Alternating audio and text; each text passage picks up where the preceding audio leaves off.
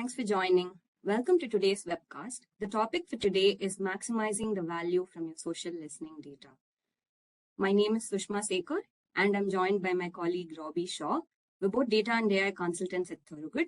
We specialize in data engineering, data science, and data visualization for customers across different sectors. I'm based out of our office in Bangalore in India, and Robbie works out of the Singapore office. Our contact details are on the screen, so if you'd like to reach out to us after the webcast, please feel free to do so. You can reach out to us on LinkedIn or via email, and we'll be happy to connect with you. Let's look at the agenda for today. We'll start with a quick introduction to Thorogood for those who don't know us already. I'll talk about who we are and what we do. We will then give you a background to the business use case and discuss what sort of data we're talking about, who provides it, and how it's used by organizations right now. We will then go on to talk about what can be done differently by these organizations to be able to maximize the value from their social listening data. I will then hand over to Robbie, who will illustrate what we've discussed through a demo. We'll be looking at a dashboard that we've built in Power BI to understand better how we can analyze social listening data to make the most of it and come up with actionable insights. He will then talk about more advanced analytics related to social listening data, basically what can be done beyond what we've seen in the demo. And finally, we'll discuss how Thorogood can help if you're interested to set this up for your own organization and you'd like to maximize the value from your social listening data. A little bit about Thorogood first. So we're a global independent data and AI consulting organization with offices in UK, US, India, Singapore, and Brazil.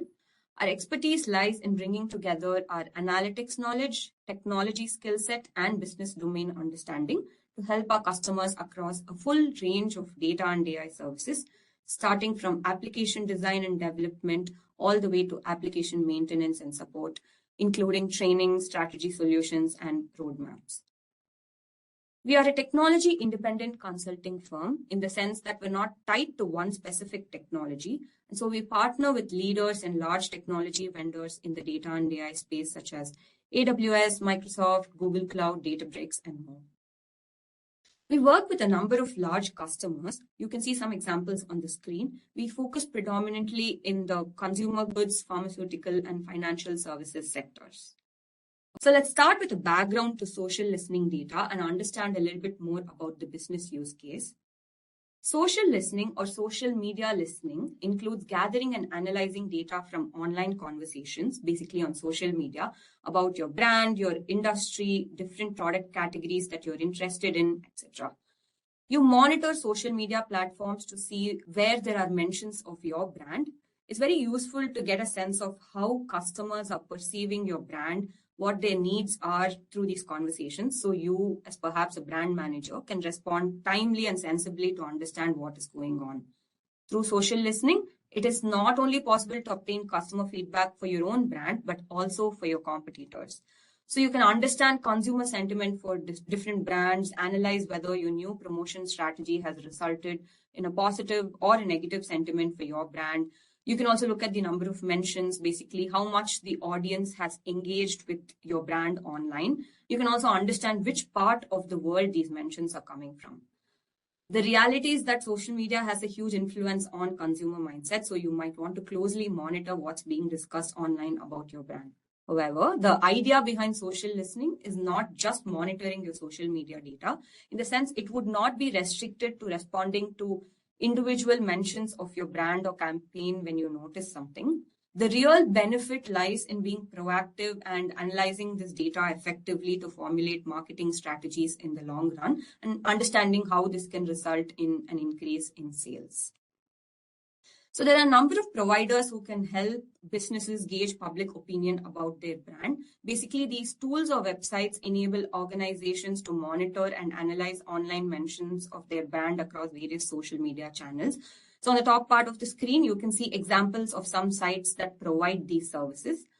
When it comes to social listening, there are various things you can do. You can track the number of mentions for your brand, detect sentiment from the message text, which is done through a machine learning approach called natural language processing. And you can extract keywords from the posts that mention your brand and do a lot more actually. So we've talked a lot about social media data, social media listening, but Let's discuss next what a typical architecture of an end-to-end application making use of this data might look like. So organizations may choose to ingest data from social listening sites that we discussed in the previous slide, or connect directly to social media platforms themselves and pull data into their data lake. Typically, data models are built on top of the data in the data lake, and there are reports with various visualizations to analyze trends and patterns. However, for users of these reports, while there's a lot of information about what their customers think of their brand, this data in isolation does not really provide them a full picture. There's not much they can conclude without more information about what's possibly causing these trends, and they're left questioning themselves because they're not really sure of what steps can be taken, right? So what's important to understand is that monitoring conversations online is just means to get raw social media data. What we achieve with the data is where the magic begins, and that's what would differentiate you from your competitor. So there's potential to combine social listening data with other internal data within the organization. Let's see how. So combining social listening data with internal data is key to maximizing value from this data. Internal data can be anything such as sales data, marketing calendar, information about promotions and associated spend, and other internal initiatives. A more sophisticated data model with relationships between different entities set up properly would be fundamental to building meaningful reports and performing analytics for actionable insights.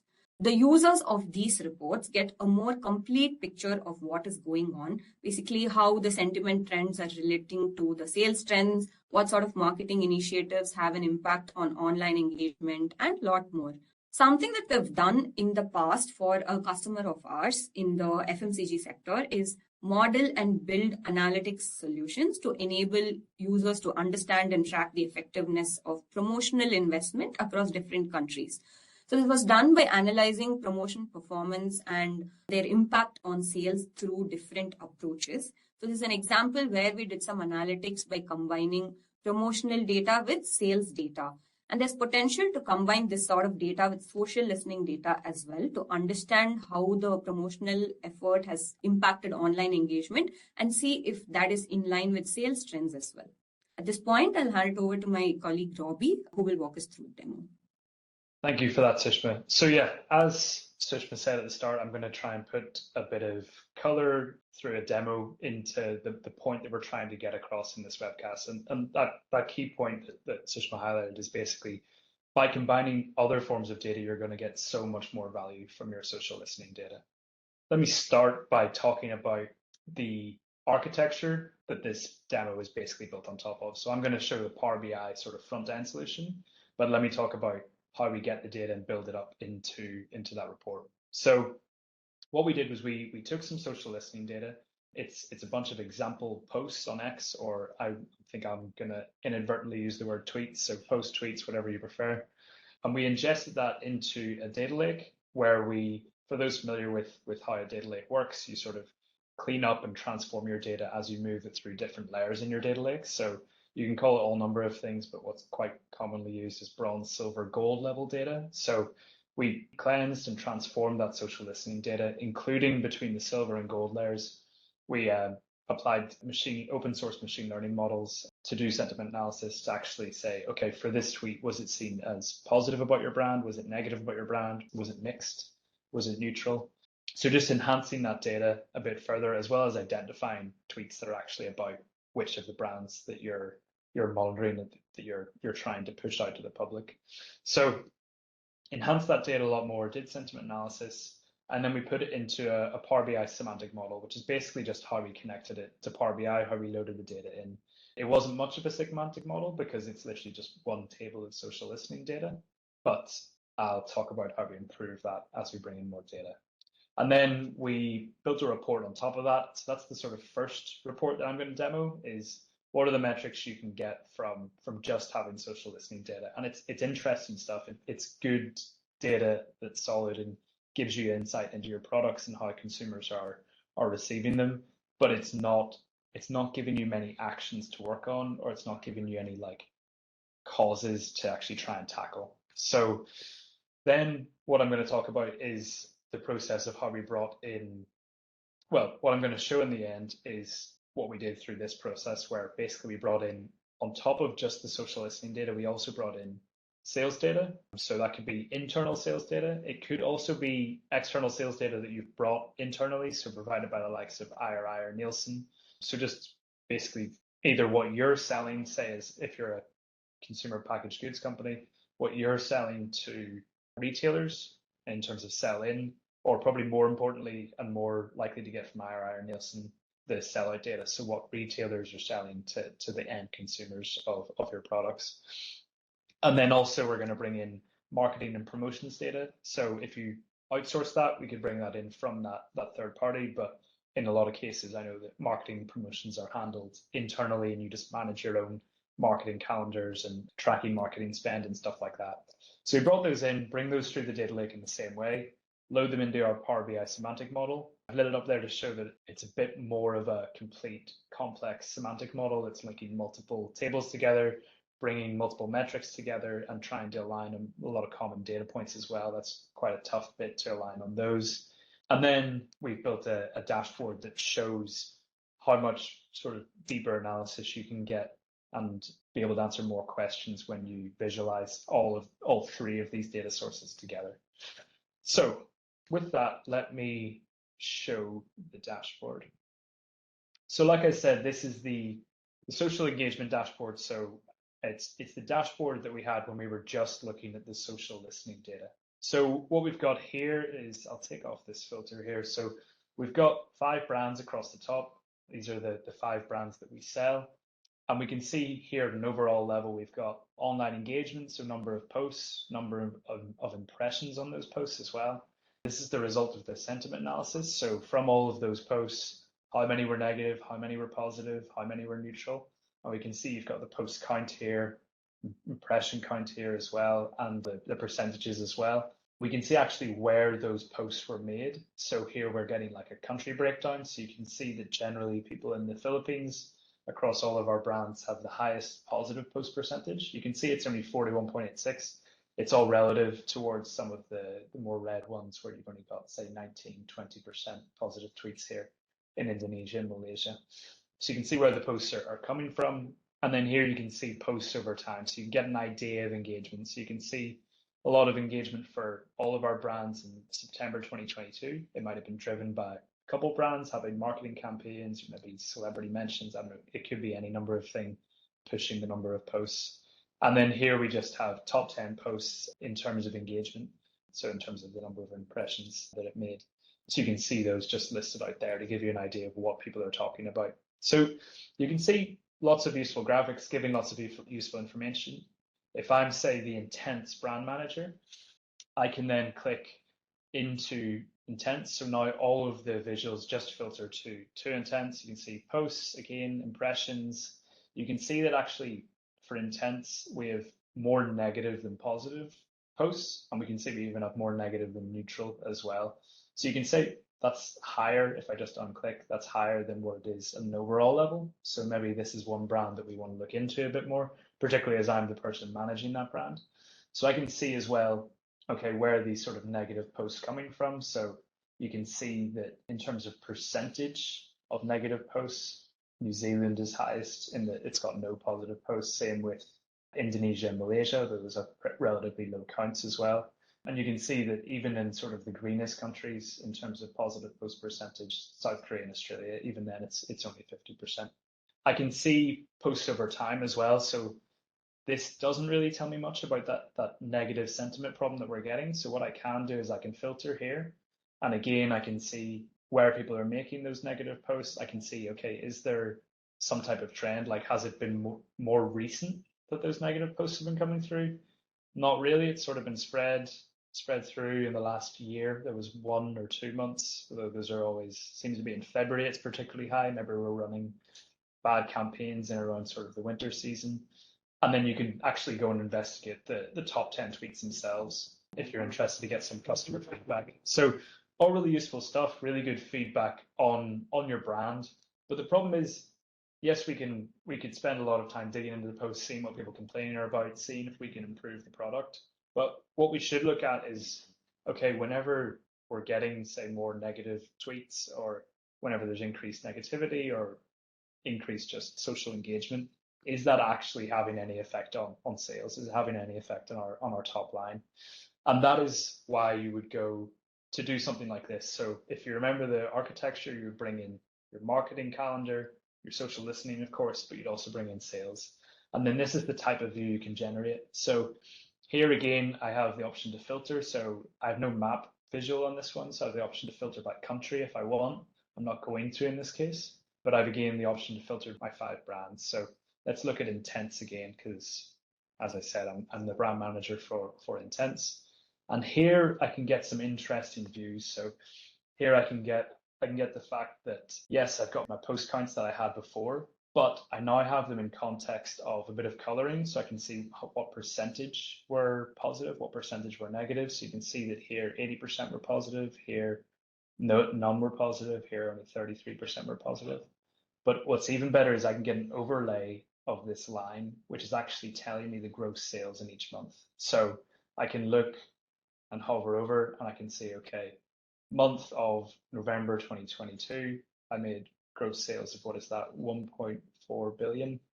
And I can see that my post count was sort of higher than usual, although all the posts were negative, or a high proportion of the posts were negative, because this isn't counting neutral ones. Sorry, I should say a lower percentage were positive. If I want, so here I'm getting basically like a sort of time series view of how sales is interplaying with the social engagement that we're getting. If I want to get a sort of even clearer view of that, I can look at this scatter plot here, which is plotting gross sales value against post count. And it's not just doing that, because actually the size of the bubble themselves is being dictated by marketing spend. So you can see that the 2 biggest bubbles have marketing spend of 10,000, whereas some of the smaller ones have 1,000, some of the medium ones, what's that, 6,000. So you can see we're looking at post count gross sales values, seeing if they have any sort of correlation. And you can see there is a sort of trend line, but it's not a massive increase. And you can really tell that whenever we're spending a lot more on marketing, the post count is definitely increasing. There's only really one outlier in that regard. So whenever we're spending high on marketing, we're not getting as many posts as we expect. And the color is dictated by the percentage of posts that are positive, again, as we've sort of done throughout the dashboard. So as I said, you can sort of see as the posts are increasing, I think there is a little bit of a trend in terms of increasing gross sales value. And I think the thing to point out is like an extra few hundred posts or whatever would have, like, even if it's a small increase in this graph, is pretty large in terms of increased sales value. And we can look at it in perspective of our marketing spend. So what's our return on investment? And here we've got our marketing spend in each month, and we can actually look about how it's been broken up between print, social, visual, or web spending in each of those months. And then the other benefit is that these 2 charts are actually lined up. So you can look at sort of the individual cases or sort of individual months. So what we can see is, okay, this clearly is interesting because it's November 2021. It was our highest number of posts. It was also our highest gross sales value. And what you can see is in the same month, November 2021, we had our equal largest push in terms of marketing spend, and we did it across all 4 mediums that we had available. And you can see had a really positive effect in terms of social engagement. It also led to our highest sales that month. Equally as well, you can look at maybe a year later, we ran probably a similar campaign given the success of it before, but you can see that whatever way we ran it, it had a lot of posts, and a lot of them were not positive. And you can see that probably was affected in the sales as well, particularly given the trends of last year. So that gives you just a bit of a view in terms of the marketing spend and where it's going. The other thing to point out is if you're giving out, say, discount codes through these mediums, you can look to see, okay, through that ad that someone saw, did they make that purchase? And you can look at the effectiveness of discount codes as well. So here, 2021, 11, you can see I've labeled the discount code by the month as well. You can see actually 55% of sales came through the discount code.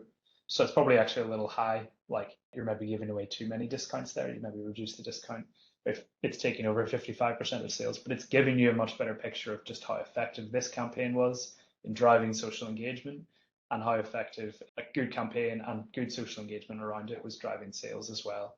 And just to draw the comparison back to to the previous dashboard. If you remember, it was 2021-11, and all we're able to tell here is, okay, we had a lot of positive tweets here, we had a lot of posts, but we have no idea in terms of the effect it had on sales. So hopefully that just draws the comparison of how much more you can get by bringing a lot of your data together. So jumping back to the slides, so it's pretty it's not that technologically advanced a demo. It's just a bit of data engineering. Sentiment analysis is probably the most complex thing we do in terms of bringing in a machine learning model, but we're just visualizing in Power BI. So that demo does give us a good way to visualize your data, good way to put information in the brains and in the hands of the brand manager. And they can sort of view the interplay between marketing, social engagement, and sales.